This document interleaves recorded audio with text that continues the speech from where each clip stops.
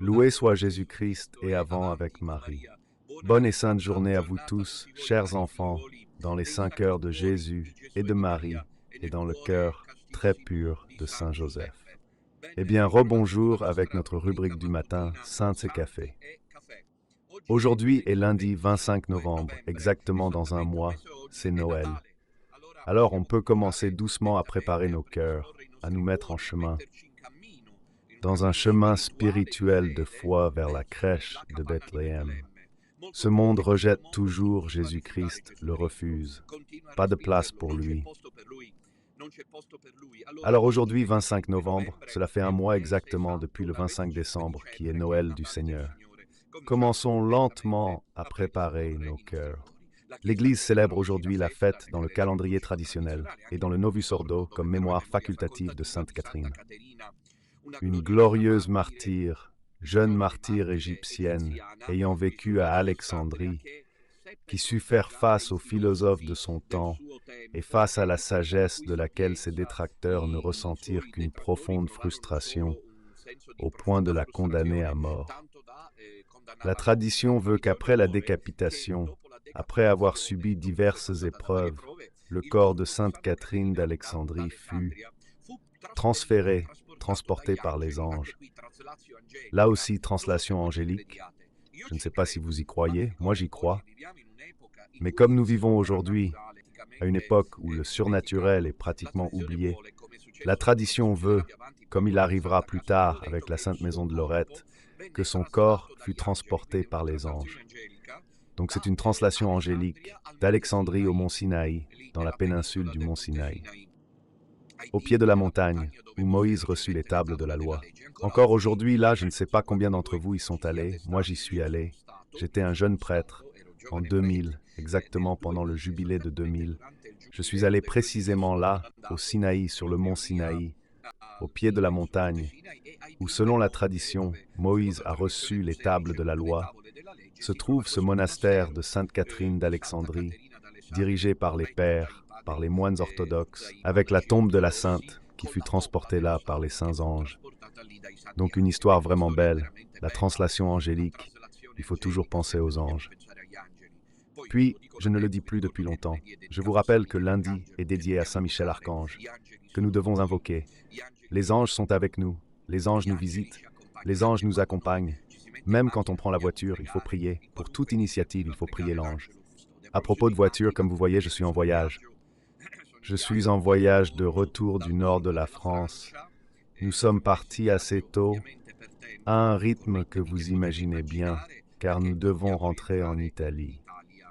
Nous devons rentrer en Italie, car des étapes importantes nous y attendent. Mais avant, je voudrais remercier à nouveau la Vierge pour ce qui s'est passé hier à Reims, ou comme on m'a dit que les Français disent Reims, enfin, à Reims. Où quelques problèmes avec le signal donc, où nous avons vécu un moment de grâce, c'est vrai avec peu de fidèles, mais voilà, ce sont les images que nous commentions déjà hier soir dans la rubrique Le Père répond, que vous trouverez disponible sur la plateforme de radio. Si vous ne l'avez pas pu suivre, car c'est très intéressant, les questions et les sujets qui ont été abordés. Vous voyez qu'il y a cette famille, pour ceux qui n'ont pas suivi la rubrique hier soir, c'est une famille française, païenne, comment dirais-je, autre chose que ceux qui se fichent de ce que dit Bergoglio, prosélytisme, fanatisme, mais qu'il dise ce qu'il veut, celui-là parle par la bouche du diable. Qu'ils l'écoutent, communient avec le diable, ils verront bien. Nous proclamons l'Évangile. Comme c'est beau annoncer l'Évangile, parce que sinon on devient insensible, vide. Et hier, avec une grande joie, tous ces enfants que vous voyez ont été baptisés. Toute une famille, sauf la femme déjà baptisée, d'origine belge.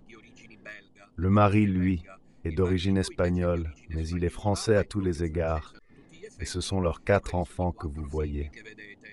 Ils ont été baptisés, confirmés, et ont fait leur première communion. Vous ne trouvez pas ça incroyable? En terre française, en une saison comme celle de Bergoglio, où il ne faut pas pousser au baptême. Baptême, c'est le diable. Comment ne pas pousser au baptême? Mais je le fais, bien sûr que je le fais, bien sûr que je le fais. de pousser les fidèles, que les hommes et les femmes de notre époque qui n'ont pas connu Jésus et l'ont rencontré. En ce sens, je remercie aussi Raoul qui a été catéchiste pour cette famille. Et puis je dois vous dire aussi, pour tout vous dire, que le couple de ses amis, Kenny et Corinne, n'étaient même pas mariés. Donc ils ont été unis par le mariage et ont fait cette expérience de grâce. Cette petite fille, comme vous le voyez, nous avons pu demander aux parents s'ils autorisaient à montrer sa présence. Ils ont dit oui, évidemment. Donc nous n'aurions rien fait sans leur autorisation. Un moment de grâce. Ce sont leurs filles, l'une un peu plus âgée, l'autre adolescente. Puis il y a le garçon que vous voyez un peu à l'écart, mais très vif, il s'appelle Juan. Et puis il y a Antonia et Maria. Voilà Maria, comme disait le français Maillan, et ça a été un moment de grâce. Et nous avons béni l'eau baptismale avec les huiles saintes du chrisme, des catéchumènes que nous conservons depuis longtemps et que nous avons obtenus d'un évêque, disons, réfractaire. Eh bien, voilà les moments de grâce que nous avons vécus hier. Il y avait peu de monde, pas beaucoup, assez peu même. Mais ça valait le coup d'avoir célébré les sacrements de l'initiation chrétienne et du mariage. Et aujourd'hui, nous quittons la France. Nous sommes déjà en route, conscients d'avoir apporté la grâce de Dieu, non en communion avec l'imposteur et non au nom de la fausse église des ténèbres, car finalement, mes chers amis, on ne m'a pas cru. Du monde clérical, ils savent ma vérité, s'acharnent donc, m'ignorent ou me crucifient. Et tous savent que je dis vrai. Serre, finalement, ce qu'il fallait faire, c'était ça. Ne pas célébrer la messe en union avec le faux pape Bergoglio et ne pas se joindre à la fausse église des ténèbres de Satan. Patience, on n'a pas voulu me croire, tant mieux qu'il y en a qui ont voulu nous croire, et donc on continue ensemble. Je vous disais que je suis de retour en Italie, mais nous sommes encore très loin. Cependant, nous nous préparons pour les prochaines étapes. Avant toute chose, je rappelle que cette semaine, nous commençons la neuvaine à la Vierge Immaculée. C'est bien elle, Marie, qui nous préparera au Saint Noël du Seigneur, car la Vierge Marie, par son oui, a permis à Dieu de s'incarner. Et donc l'Église, qui est mère, nous invite à regarder vers la Vierge Marie pour qu'elle nous introduise dans le temps liturgique de l'Avent qui commencera dimanche prochain. Vendredi commence la neuvaine, et cette semaine est une semaine intense avant la grande célébration que nous ferons la semaine suivante à Milan, le 8 décembre, sur laquelle nous revenons maintenant. Je vous rappelle les rendez-vous. Après-demain, mercredi 27 décembre, fête de Notre-Dame de la Médaille miraculeuse, à 16h30, mercredi prochain. Nous sommes à Gênes, à l'Holiday Inn, Gênes City, Hôtel IHG, rencontre à Gênes, via Milano 47, avec les fidèles du petit reste ligure de Torni. Voilà, c'est le premier rendez-vous de la semaine. Jeudi 28 novembre, nous serons à Turin, à l'hôtel Pacific Fortino, où nous nous sommes toujours réunis, rue du Fortino, 36, pas très loin somme toute de la basilique où reposent les restes de Saint Jean Bosco. On se retrouve là avec les fidèles, plus tendus, à 16h30. Le programme est partout identique, sauf dès vendredi, à 16h30. Mercredi et jeudi, le chapelet, la concentration à la Madone, la Sainte Messe, un moment d'adoration eucharistique et simultanément les confessions, autant que faire se peut. Au lieu de cela, vendredi commence la neuvaine à la Vierge Immaculée, comme je le disais. Commençons par Bologne. À Bologne, nous sommes à l'hôtel de Zola Predosa, Continental Urban Art, alors à 16h30. Et là, en plus de Rosario, nous chantons la neuvaine à la Madone, ou en tout cas, fait quelque chose qui nous permette de nous souvenir que c'est la neuvaine de l'Immaculée. Samedi 30 novembre, nous serons à 30 à l'hôtel Sporting de 30, toujours à 16h30, pour le 2 novembre. Enfin, dimanche 1er décembre, nous serons à Palmanova, Udine, à l'Auditorium San Marco, rue Scamozzi. Délices Frioulin pour le 3e jour de la neuvaine et pour fêter et célébrer le premier dimanche de l'Avent. Donc, une semaine intense, mercredi Gênes, jeudi Turin, vendredi Bologne, samedi 30, dimanche Udine. Après une belle période de repos, comme quelqu'un l'a souligné hier soir, on reprend de plus belle. Vous vous laissez massacrer peut-être, mais que soit faite la volonté de Dieu.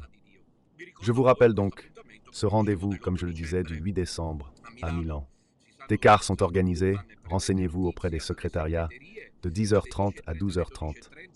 À Assago, lieu de nos réunions, confession avant Noël, puis à 14h30 l'après-midi. Commençons ce moment de foi et de prière par l'accueil de la statue de la Madone, le chapelet, la consécration, l'hommage floral, la bénédiction des familles. Mais là, je dois vous en dire une, parce que je réfléchis aux choses et je me laisse provoquer par ce que je vis. Hier en France, j'y retourne bientôt. Aujourd'hui, une annonce, j'ai une nouveauté à vous présenter. J'espère qu'elle vous plaira. Hier, nous étions ici en terre de France. La France est pratiquement une terre de mission, comme peut-être même pas l'ancien Vietnam, ou le sud-est asiatique, les jungles africaines ou l'Amazonie. La France est une terre de mission, c'est-à-dire que malgré ses magnifiques cathédrales gothiques, de Reims à Chartres, en passant par Notre-Dame de Paris, qui de surcroît a brûlé, il y a un urgent besoin d'annoncer Jésus-Christ, car la France est déchristianisée. Je me souviens que le cardinal, du début du XXe siècle à Paris, un cardinal avait écrit une lettre pastorale qui fit grand bruit. Nous sommes au début du XXe siècle, après la période des Lumières, le rationalisme, le positivisme français, et ce cardinal de Paris avait dit que la France devait être considérée comme une terre de mission. C'est encore plus vrai aujourd'hui, la France est une terre païenne. Regardez, beaucoup viennent de familles chrétiennes, la plupart ne baptisent plus leurs enfants. Le baptême en France, j'en parle car j'y suis, et encore une fois, j'aime ça. La France est belle, je l'apprécie, mais c'est un fait. En Italie aussi, ça change maintenant. Le baptême des enfants a presque disparu, les parents se séparant souvent, le mariage étant ici temporaire. Le divorce existe, l'Église promeut ça. C'est l'ère de l'Antéchrist. Frère Célestin disait la poste du monde à l'Église ou Rome. Et alors il n'y a plus le baptême des enfants, plus la fête chrétienne, à part quelques exceptions. Cette société française futuriste, regardez, elle semble presque parfaite. La République française est vraiment présente sur place. Je le dis franchement, ce n'est pas comme au sud de Naples, où on se demande où est l'État, la République. Pardon, je ne voudrais pas, c'est pas mon sujet, mais ici, on sent l'État présent partout. Par ailleurs, le nationalisme français, partout on voit le drapeau tricolore français, non? Donc c'est une nation qui produit beaucoup, elle est parmi les plus riches du monde, certainement parmi les pays les plus riches. Les Français qui vivent en France, on le voit, ils se sentent protégés partout par la République, et donc évidemment, do ut des, ils changent, ils se fichent de la foi. Le catholicisme existe, mais c'est un squelette, c'est du matériel de musée ici maintenant. Alors, hier, nous avons donné l'Évangile avec les sacrements à cette famille, et j'ai pensé, ne serait-ce pas le moment pour nous de retourner ensemble, annoncer l'Évangile? Je crois. Donc j'ai pensé, en vous donnant cette nouveauté, que pour cette fête de l'Immaculée aux familles, et seulement aux familles complètes, nous remettrons un Évangile. Un geste symbolique. Portez l'Évangile partout. La ligne est perturbée, hélas. Je m'excuse, mais je n'avais pas le choix. Aujourd'hui, voyage obligé. Demain peut-être, on verra. Je disais donc dimanche 8 décembre, en plus de l'hommage floral, ce n'était pas prévu, mais ma visite en France m'a conforté dans cette idée. Nous remettrons un évangile à chaque famille. Cette remise symbolisera un nouveau départ, comme disait le Cardinal Café. Venez à Milan, je vous le recommande. C'est un moment de grâce, pas besoin de réserver.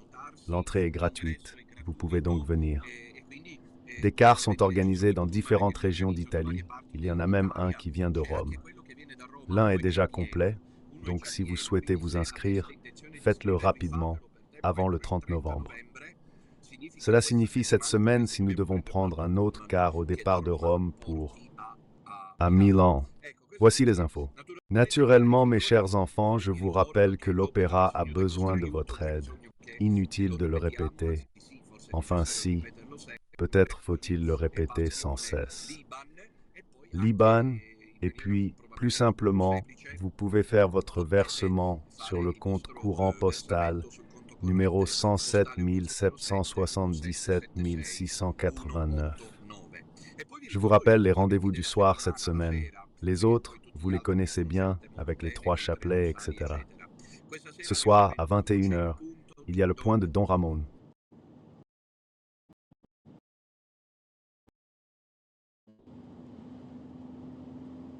En direct, non? Réal? Voilà, désolé. Je répète que le signal est moyen, mais bon. Je disais que ce soir, à 21h, il y a la chronique quinzomadaire de Don Ramon, Le Point. De quoi s'agit-il? Il s'agit d'une réflexion globale que Don Ramon développe autour des situations de la vie ecclésiale. Avec beaucoup de liberté, il décide où concentrer sa réflexion. Partagez, partagez, partagez à 21h sur la chaîne YouTube de Radio Domina Nostra, où elle vous invite à vous abonner et à mettre aussi vos likes. Demain soir, mardi, c'est le mardi guerrier. Avant-dernière émission sur mon livre réédité, La fausse Église et son destin, disponible lors de nos rencontres et au secrétariat de Radio Domina Nostra. Le titre de demain soir, l'avant-dernière partie de mon livre est La nouvelle Pentecôte, vraie et fausse Église. La nouvelle Pentecôte, il faut une expérience renouvelée du Saint-Esprit qui descend comme à la Pentecôte sur les apôtres, sous forme de langue de feu. Et de nouveau, aujourd'hui, il y a, comme l'a dit Montfort, l'attente d'une pluie de feu, d'une pluie de feu. Nous en parlerons, et puis demain soir à 21h, intéressant. Mercredi, c'est de nouveau à Don Ramon avec le mercredi biblique, et jeudi, nous poursuivons les méditations de mon livre, La symphonie de l'agneau, chapitre 6. L'agneau brise les sceptres. Sceau, très beau. Celui-ci aussi fait pendant au chapitre 5, lorsque nous avons réfléchi sur Dieu le Père et l'agneau qui prend ce livre et puis l'ouvre. Alors c'est lui seul qui détient le sens de l'histoire. Ceci est un peu en avance. Et puis, samedi 30 novembre, dans la rubrique Les petits grands héros de la chaîne, nous poursuivrons notre méditation. Samedi dernier, nous avons tous été impressionnés. Je suppose que si vous l'avez suivi, vous pourriez le trouver sur la playlist de Radio Domina Nostra, la catéchèse de samedi dernier. Cette fillette morte à 8 ans est canonisée si rapidement. Au lieu de cela, samedi prochain, nous parlerons de la jeune adolescente abruzzese, Amfrosina Berardi, morte à 12 ans, dont la cause de béatification est en cours. Enfin, passons à l'épisode d'aujourd'hui qui est assez intéressant et s'inspire de ce dont nous parlons. Le titre est « Comment les chrétiens réfractaires de France résistent à la fausse Église ». Donc, en résumé, mes chers enfants, plus les années passent, cela fait 12 ans que le trône de Pierre est occupé par un imposteur, plus les perspectives d'interprétation et les fronts et d'approfondissement. Nous avons d'abord les Bergogliani, ceux qui pensent que le pape François n'est pas seulement le pape, mais aussi le plus grand pape de l'histoire, un pape guidé par la providence divine, un pape qui, selon eux, bénéficie de ces signes, de ces ouvertures de la part du Saint-Esprit. Ensuite, il y a les Unacumes. Ce sont ceux qui sont insatisfaits, frustrés même, dirais-je, par la présence continuelle du soi-disant pape François. Le pape François, ils sentent au fond d'eux qu'il n'est pas le pape, mais ils s'obstinent à aller à la messe, trouvant toujours 1000 raisons acrobatiques pour justifier cela, d'aller à la messe et célébrer les sacrements en union avec le soi-disant pape François. C'est donc un court-circuit sacramentel, liturgique et surtout dogmatique et théologique impardonnable. Tu dois t'aligner sur le pape François. Donc ils font ces jeux d'esprit qu'on connaît.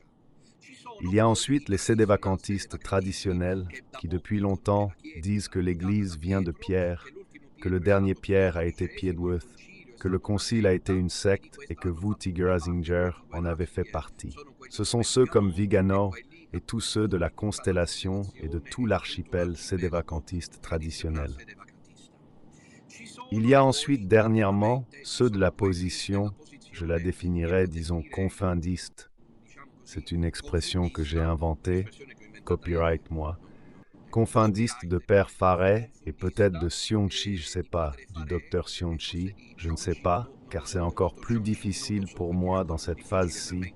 Je suis en attente, je voudrais comprendre avec affection et estime où va le docteur Sionchi. En tant que journaliste laïque intéressé par la théologie et libre de l'être pourvu que j'ai les compétences, et surtout en tant qu'athée ou non, non athée mais croyant non, pas croyant non plus, personne ne doit le savoir, mais je m'intéresse à la manière de résoudre la question. Cette question est apparue, et c'est une position de ce genre-là. L'Église, on la sauve, ce Bergoglio, ce n'est pas le pape, c'est juste un antipape, mais l'Église, on la sauve nous. Que nous sommes habiles, bons et beaux, préparés, nous nous y connaissons en politique, nous savons bien communiquer, nous sommes experts, nous ne sommes certainement pas des illuminés et des fanatiques, et avec nos soutiens, nos capacités humaines. Nos capacités humaines, car il n'y a pas le temps de prier le chapelet et autre chose du passé, nous sauverons l'Église, car l'Église est toujours celle catholique, car l'Église qui devrait comprendre laquelle cependant, où est-ce, car c'est un spectre, c'est un spectre. Quelle Église catholique Bergoglio dirige-t-il vraiment? Alors ceux-ci proposent rien de moins qu'un front supplémentaire, auquel nous ne nous attendions pas, et qui ne fait que nuire à l'unité de la résistance. Mais patience, si Dieu le permet, il y aura une raison. Ceci prévoit que la solution soit rien de moins que de type canonique, juridique canonique, c'est-à-dire travailler pour que rien de moins que les cardinaux, et là encore on ne comprend pas lesquels, quand et comment, peut-être à l'infini, attendront.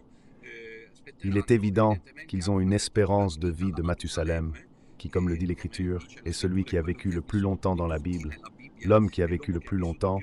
Ils attendront, on ne sait comment, que les cardinaux fassent quelque chose pour résoudre la question.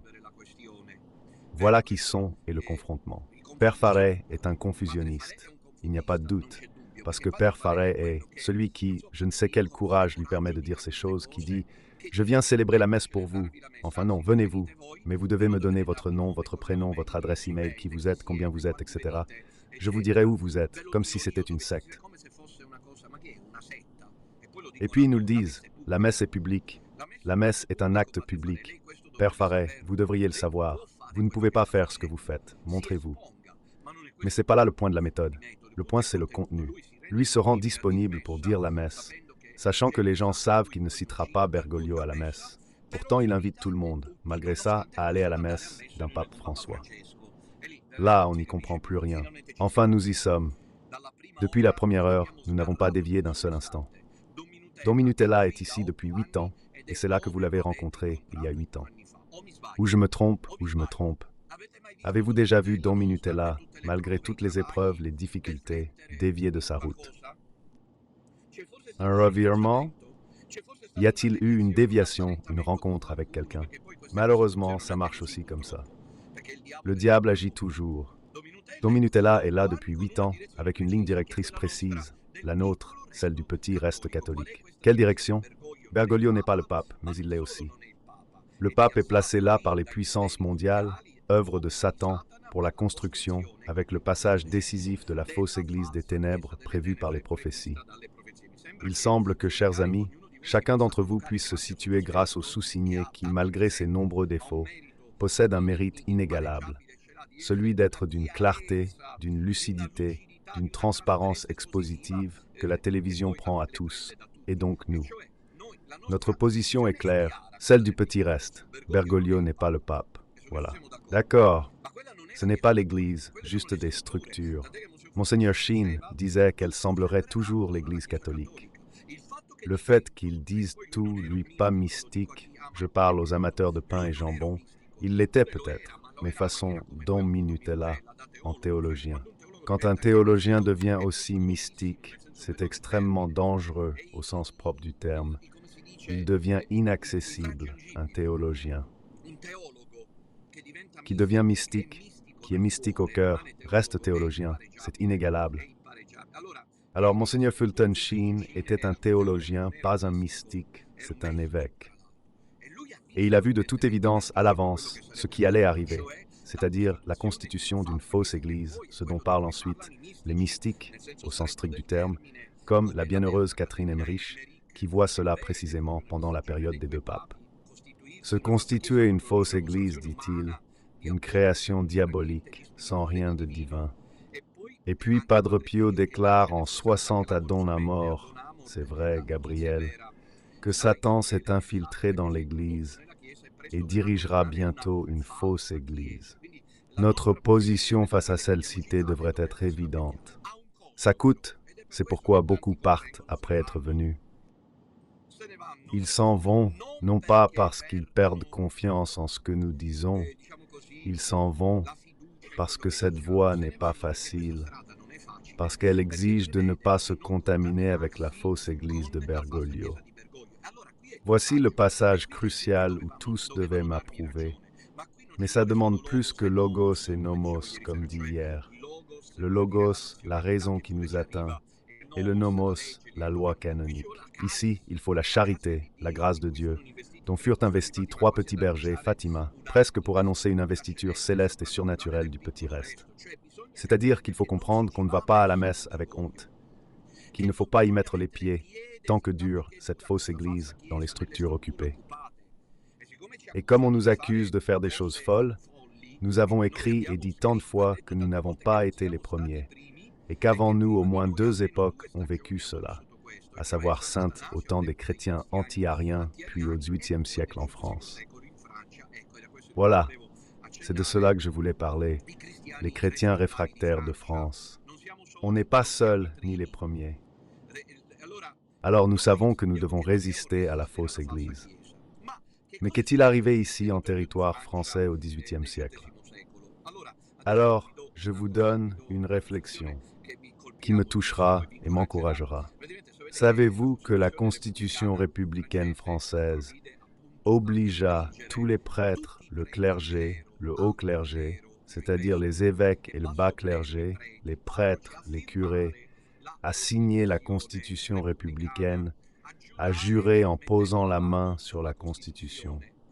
Cette Constitution, cependant, était manifestement antichrétienne, allait ouvertement contre l'Évangile et surtout prévoyait une scission avec le Saint-Siège. Le pape fut interpellé et le pape Pie XVI, il me semble que c'était le 7, déclara qu'il ne fallait pas signer la Constitution, qu'il ne fallait pas prêter serment, car on parlait surtout de serment, pas de signature. Le clergé ne devait pas prêter serment en faveur de la Constitution. Ça s'est passé comment? Voici l'image de la Constitution civile française. Comment ça s'est passé?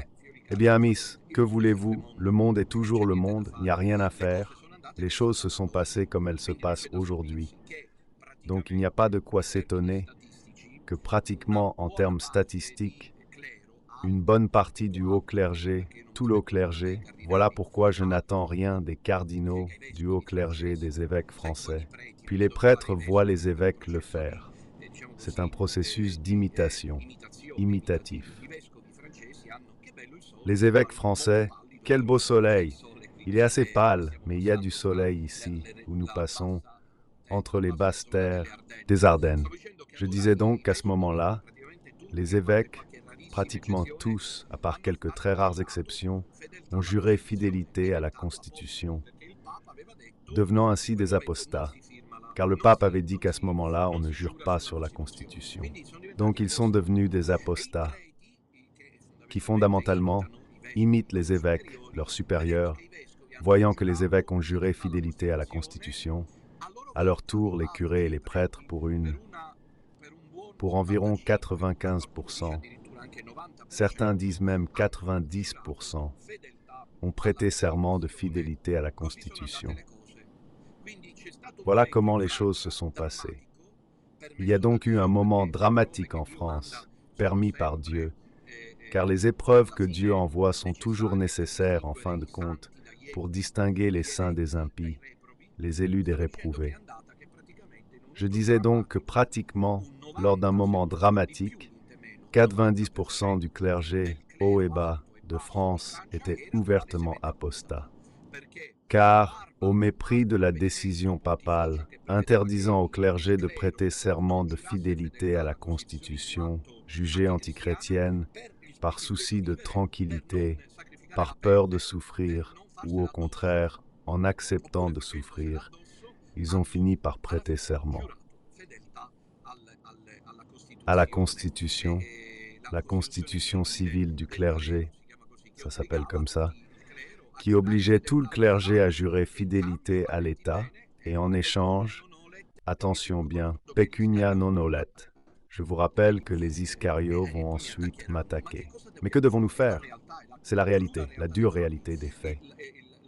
La République avait décrété que tous les prêtres qui auraient signé la constitution civile du clergé, et pas seulement eux, seraient épargnés par les persécutions et recevraient même une sorte de salaire suffisant pour vivre décemment.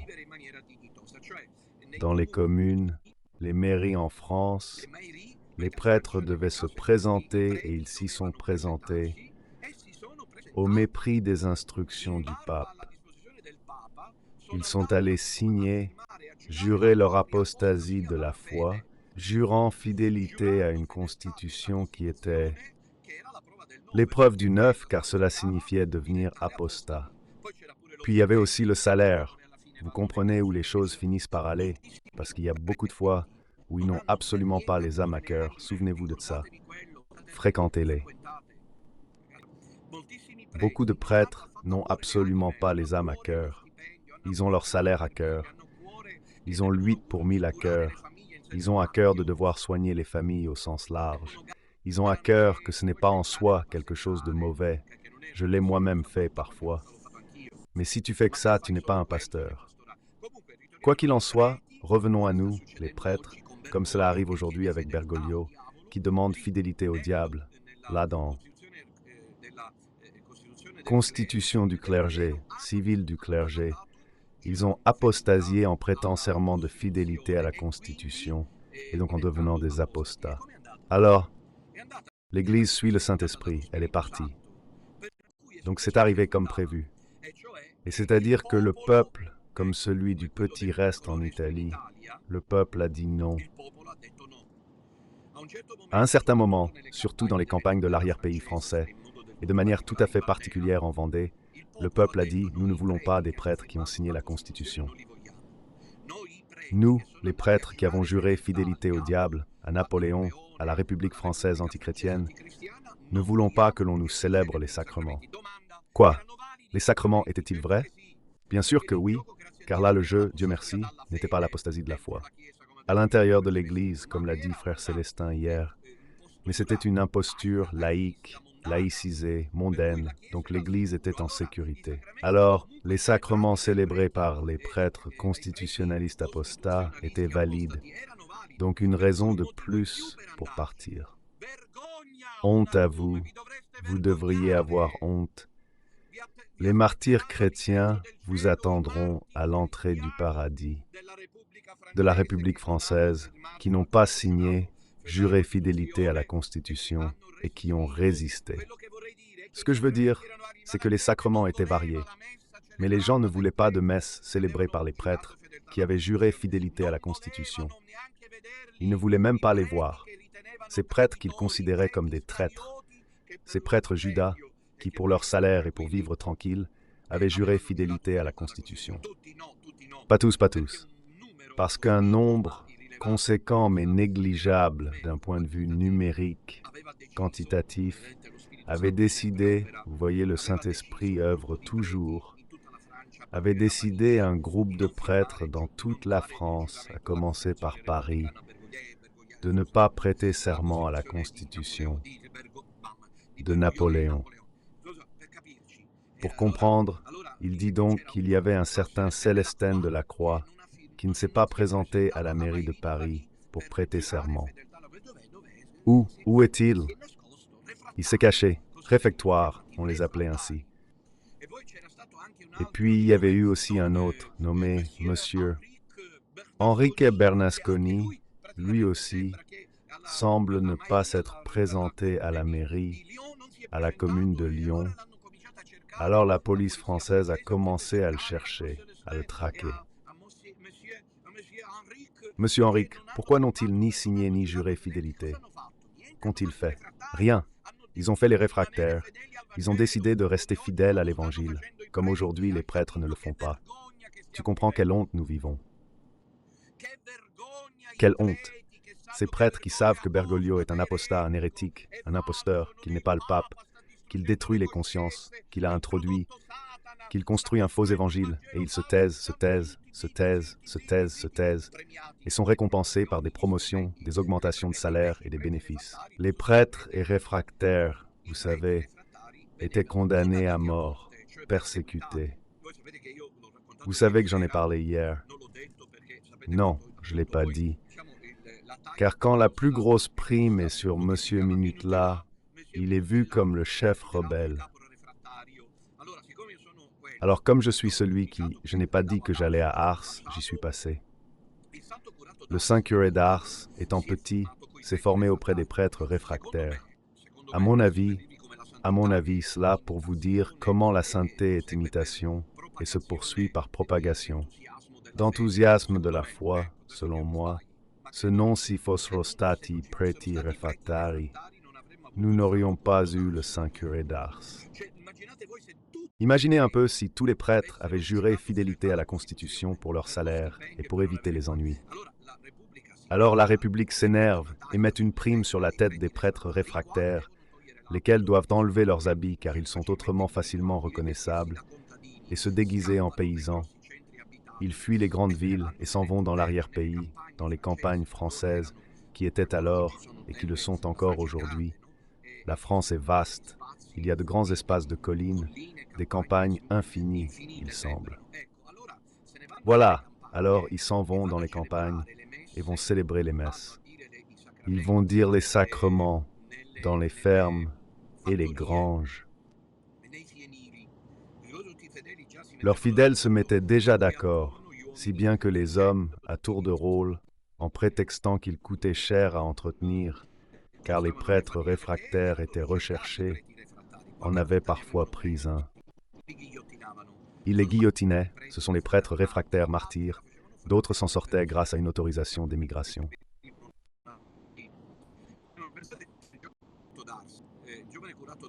Le jeune curé d'Ars dut résister, et une fois recherché par les gardes républicains, il se cacha dans une grange sous la paille. Un des soldats enfonça son fusil pour voir s'il y avait quelqu'un, et le saint curé raconta que le fusil lui passa juste à côté. Imaginez un peu. Alors les prêtres ont refusé, et les gens allaient les voir. Je trouve ça génial. On se voit à Milan le 8, puis silence sur ces rassemblements cruciaux. Nul ne rassemble autant de fidèles que nous. Vous, le petit reste, sans équipe ni affiliation, contrairement au père Faret et sa fausse église, vous faites la différence. Vous protégez les prêtres réfractaires que nous sommes. Alors, je voulais vous lire aussi un document de Baruel, l'histoire du clergé pendant la Révolution française. Écoutez, donc voilà ce qu'on raconte. Alors leur club, en parlant des républicains, redoublait dans les provinces la persécution contre les catholiques et principalement dans les paroisses, qui montrait un attachement plus fort à l'ancien culte, informé par des intrus. Il y avait des espions, il y aura toujours des espions, malheureusement, de tous ceux qui se disaient les leurs. Ils allaient même jusqu'aux maisons des fidèles, les insultaient, les menaçaient et les traînaient de force dans les églises constitutionnelles. Vous réalisez ce qui s'est passé. Alors qui mettons? En pratique, fidèles et sœurs, pas que prêtres et sœurs, aussi les infidèles. Ils les payaient parce que les gardes républicains arrivaient et les tiraient de chez eux pour les emmener à l'église. Car le problème était d'aller à la messe à tout prix dans l'église républicaine constitutionnaliste. Déjà, à tout prix à la messe avec Bergoglio. Et ces fidèles, maintenant les techniques ne peuvent pas être les mêmes, car sinon elles se dévoileraient, mais elles sont d'un autre type, d'une œuvre continue de délégitimation de Don Minutella. Continue. Car il faut ramener les fidèles. Regardez, à Teresa, on les faisait marcher et on les traînait de force dans les églises constitutionnelles. Écoutez encore à propos de Baruel, c'est un document intéressant. Nous y reviendrons. Quand je disais, rien n'arrivait. Pendant les jours de fête, lorsque les citoyens ne voulaient pas suivre les prêtres assermentés, c'est-à-dire ceux qui ne participaient pas aux messes, voyez-vous, Noël, Pâques, Pentecôte, l'Assomption, alors, et ils observaient de loin les fidèles boycottant les messes constitutionnelles. Alors, les gardes nationaux les assaillaient sur les routes, les campagnes et les villes, s'agitaient pour être libérés de cette violence, considérée comme des actes de rébellion contre la loi. Une idée? Au contraire, ce n'est pas que ça n'arrive pas encore à... Enfin, si tu n'allais pas à la messe dans les églises constitutionnelles, un acte de rébellion contre la loi, pas la loi divine, la loi républicaine.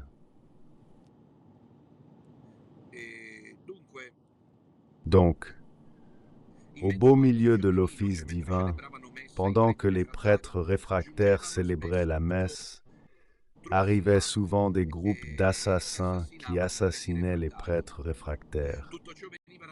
Tout cela était présenté à l'Assemblée comme autant de combats.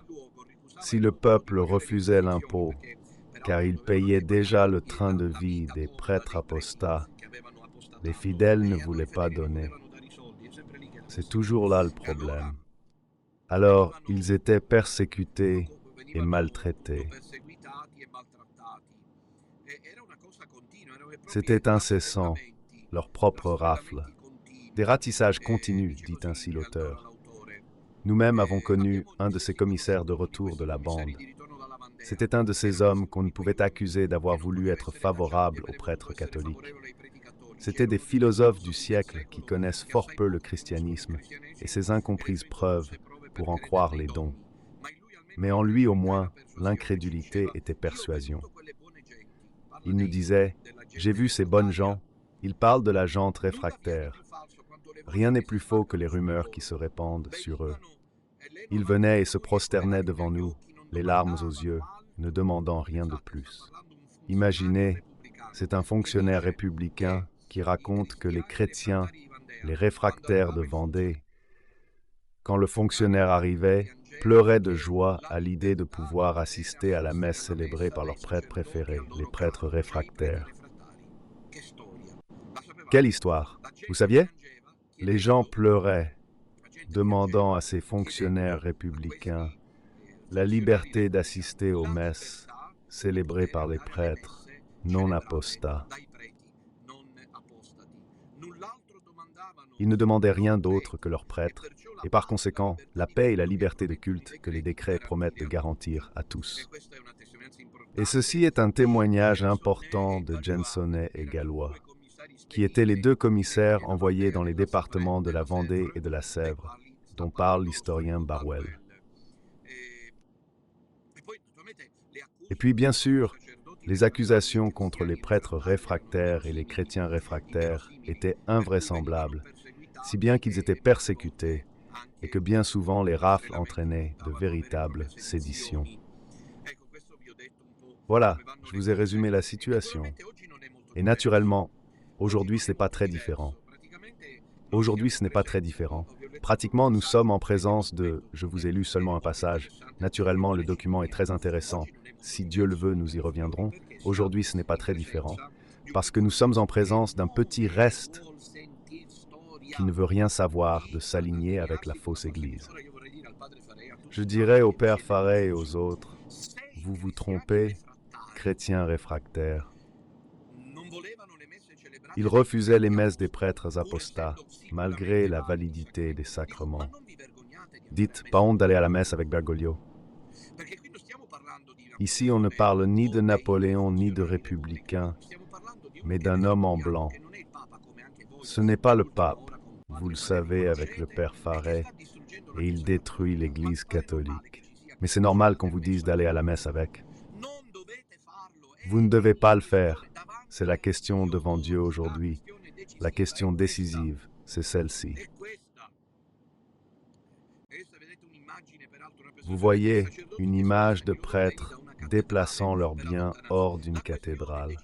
La question clé aujourd'hui, mes amis, vous ne devez pas y mettre les pieds et cesser de faire les nostalgiques. Ah père, mais quand je meurs, les obsèques de ma tante, les obsèques de ma grand-mère, mais quand ensuite je dois recevoir la messe de Noël, où vais-je? Comment me confesser? Arrêtez ça une bonne fois pour toutes. Soyez forts dans la foi. N'allez pas aux messes en union avec le pape François. Ne mettez pas les pieds dans les églises, les sanctuaires, les lieux de culte occupés par la fausse église. Venez dans nos hôtels payants où l'on se réunit. Dieu merci, un système fiable nous permet d'agir légalement. Venez recevoir les sacrements valides, comme les chrétiens réfractaires autrefois. Non à l'imposteur, on n'en veut pas. L'odeur. Celui-là, c'est le contremaître de Satan. Aller à la messe avec le pape François est un péché. Dieu s'en détourne. Elle est apostate, pas seulement Bergoglio. Quiconque est en union avec lui, même s'il dit « moi, ce pape ne me plaît pas », si tu vas à la messe, tu es avec lui. Basta. Et alors? Les prêtres constitutionnalistes ont profité de la vie comme l'ont fait les chrétiens, les républicains constitutionnalistes, comme la grande majorité des chrétiens l'ont fait ensemble. Oui, ils se plaignent sans cesse, mais ont leurs avantages. Vous voyez l'association Lepanto du professeur Roberto de Mattei. Voyez, celui qui m'a dit que j'étais grossier, que Dieu le bénisse, je le remercie, je le remercie. Je lui baiserai la main. Mais que fait donc cette association? C'est une association traditionnaliste, avec à sa tête des barons, la crème du patriciat romain, clairement opposée au progrès, car elle ne peut pas faire autrement, à moins d'avoir perdu la tête. Elle ne cesse de se lamenter du tournant hérétique que l'Église catholique vit actuellement, sans pour autant adopter une position anticonciliaire aussi radicale que celle de Vigano, et se positionnant plutôt en faveur de Wojtyła, etc.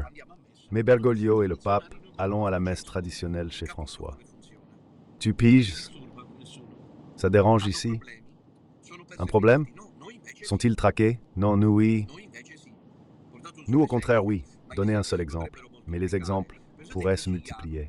Pensez à Gricigliano, une réalité où l'on étudie pour devenir prêtre, suivant la messe traditionnaliste. Il parle français, il y a le maniérisme du XVIIIe, du XVIIe siècle, l'Ancien Régime. Selon moi, c'est un paradigme catholique désormais dépassé du point de vue des manières. Pour ce qui est de la liturgie, c'est autre chose. Ils ne pensent pas Bergoglio pape, mais ils disent qu'ils sont admis et restent intouchés. Chers enfants, c'est la réalité. Au contraire, moi, 2 fois excommunié, réduit à l'état laïque, persécuté, poursuivi, mis au banc de la société, diffamé, humilié sur les réseaux sociaux, pris pour cible par les médias, les journaux, les télévisions, etc. Don Enrico Bernasconi, destitué de sa paroisse, excommunié et réduit à l'état laïque. Trouvez-moi quelqu'un d'autre qui ne bavarde pas, qui ne raconte pas de balivernes là-dessus. Car la différence, comme les chrétiens français réfractaires, tant prêtres que laïcs, qui disaient non à la Constitution, aujourd'hui c'est dire non à Bergoglio.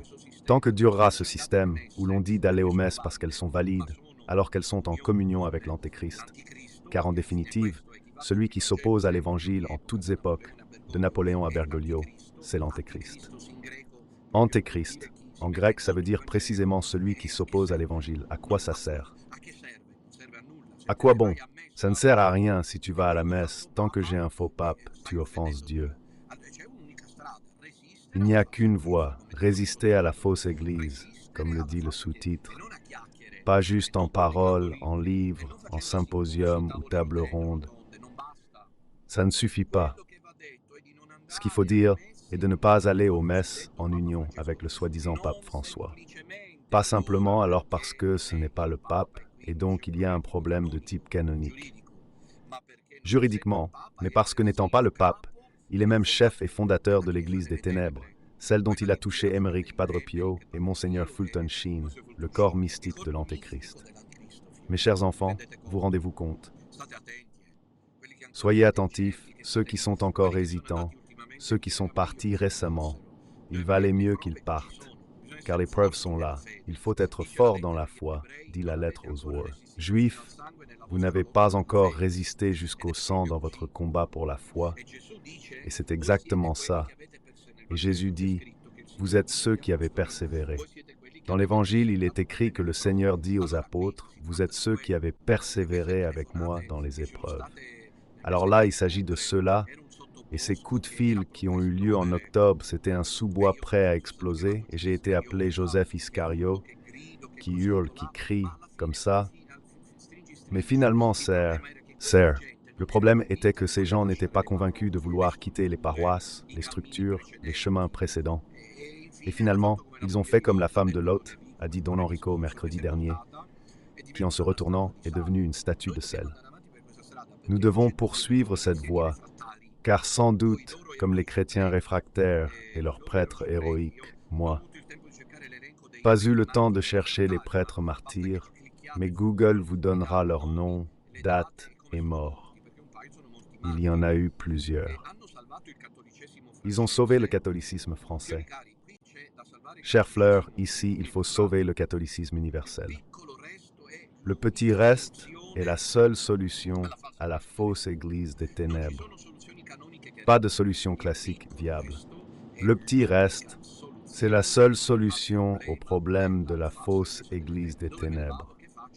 Où vais-je? Je fais une petite monnaie. Par ce pauvre Christ qui vous parle, qui est Dominutella, la Madone a créé ce que les prophéties annonçaient, rien de moins que des pontifes. Et peu importe qu'il y ait tant de défections, tant d'apostasie, du moment que nous restons toujours nombreux. Les amis sont visiblement en crise s'ils disent que nous sommes en diminution, car les chiffres disent l'inverse. Ce que je voudrais dire, c'est autre chose. Peu importe qu'il y en ait beaucoup ou peu qui partent ensuite. Ce n'est pas pour ça qu'il y a des trahisons. Au contraire, on aurait la preuve de ce qu'on dit depuis longtemps. C'est-à-dire, il n'en a pas créé une autre. Donc nous sommes la continuation ininterrompue de la foi apostolique. Rappelez-vous et gardez-le bien en tête. Le fric. Le petit reste, qui dit clairement que Bergoglio n'est pas le pape et qu'on ne va pas à la messe avec lui comme le faisait saint Athanase au IVe siècle, c'est cette réalité pastorale, dogmatique, catholique, qui préserve la foi catholique. Le reste n'est qu'ennui, chantait-on. Non, non, j'ai pas dit joie, mais ennui, ennui, ennui. Il n'y a pas d'autre choix. Mettez-le vous dans la tête. Il n'y a pas d'alternative. C'est la fausse Église. Et avec le temps, de toute évidence, il semblerait qu'elle durera longtemps, car je ne prévois pas que cette fausse Église finisse avec Bergoglio. Je ne le prévois pas. Il faut prier beaucoup, évidemment. Nous prions encore trop peu. Prions beaucoup de chapelets. Prions beaucoup de chapelets. Et avec le chapelet, nous libérerons le trône de Pierre, et avec le chapelet, la fausse Église sera détruite. C'est un message donné à la Madone, dont Stefano Gobbi l'a dit, nous en parlerons demain soir à la catéchèse sur la nouvelle Pentecôte. Dans un message historique, à mon avis, il a parlé du petit reste qui avance dans la souffrance, la prière et l'espérance. Voilà, c'est nous qui faisons ce chemin de la fausse Église. L'alternative est une et une seule. Le petit reste de ces prêtres réfractaires à Bergoglio, qui s'opposent à la fausse Église des ténèbres, et il propose un chemin que d'ailleurs les papes, de Paul VI à Benoît XVI, ont annoncé, c'est-à-dire à une époque où une pensée non plus catholique semble être devenue la pensée dominante et officielle. Paul VI, en 77, disait qu'il y aurait un petit troupeau qui aurait construit la foi. Excusez-moi, je ne l'ai jamais dit. Si c'est moi, c'est-à-dire nous sommes ce petit troupeau, je n'en vois pas d'autre autour.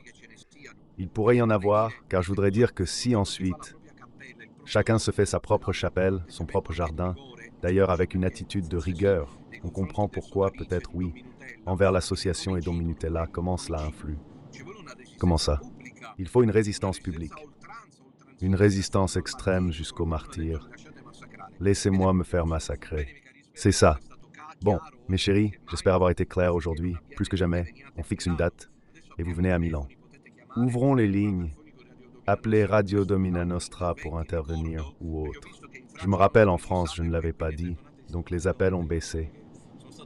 Je sais pourquoi j'ai côtoyé les gens. Pas de frais en plus.